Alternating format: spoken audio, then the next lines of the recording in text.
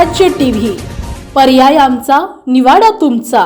बुलढाणा जिल्ह्यातील सर्वात मोठी नगरपालिका म्हणून ओळख असलेल्या खामगाव नगरपालिकेत लोकनियुक्त नवनिर्वाचित नगराध्यक्षा सौ अपर्णा सागर फुंडकर यांनी आज सोमवारी 12:15 पदभार स्वीकारलाय। खामगाव नगरपालिकेच्या आवारात पार पडलेल्या एका भव्य सोहळ्यात नवनिर्वाचित नगरसेवकांचाही अधिकृत पदग्रहण समारंभ संपन्न झाला। या पदग्रहण सोहळ्याला राज्याचे कामगार मंत्री ॲडव्होकेट आकाश फुंडकर, नगर परिषदेचे मुख्य अधिकारी डॉक्टर प्रशांत शेळके, भाजप मीडिया सेलचे सागर फुंडकर यांच्यासह खामगाव शहराचे मान्यवर आणि विविध सामाजिक संघटनांचे प्रतिनिधी, अधिकारी, कर्मचारी तसेच मोठ्या संख्येने नागरिक उपस्थित होते। पदग्रहणानंतर नगराध्यक्ष अपर्णा फुंडकर यांनी उपस्थितांचे आभार मानत खामगाव शहराच्या सर्वांगीण विकासासाठी कटिबद्ध असल्याचे सांगितले। शहरातील पाणी पुरवठा, स्वच्छता, रस्ते, आरोग्य, शिक्षण तसेच नागरी मूलभूत सुविधांवर भर देण्यात येणार असल्याचे त्यांनी नमूद केले। सर्व नगरसेवकांना सोबत घेऊन पारदर्शक आणि लोकाभिमुख प्रशासन देण्याचा संकल्प त्यांनी यावेळी व्यक्त केला। नवीन दायित्वाबाबत कृतज्ञता आणि जबाबदारीची जाणीव असल्याचेही नगराध्यक्ष अपर्णा फुंडकर यांनी यावेळी स्पष्ट केले।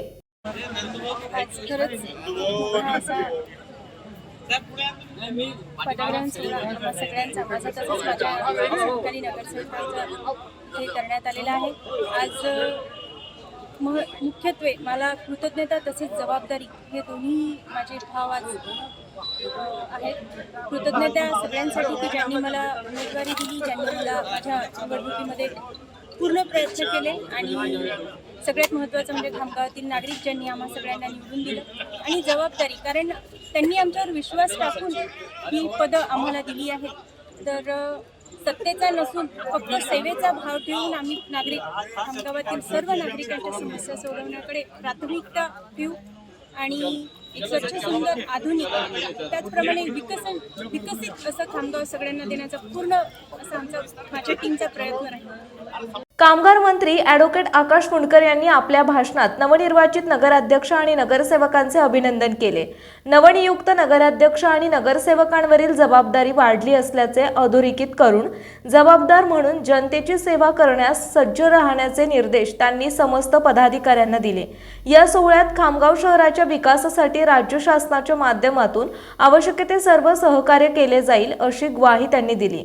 लोकांनी दिलेल्या विश्वासाला पात्र ठरणारे काम नगरपालिकेच्या माध्यमातून होईल असा विश्वासही त्यांनी व्यक्त केला।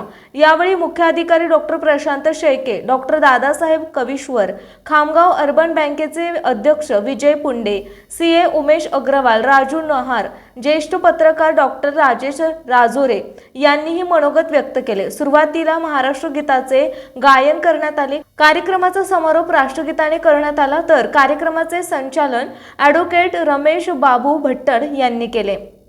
खूप आनंदाचा दिवस आहे।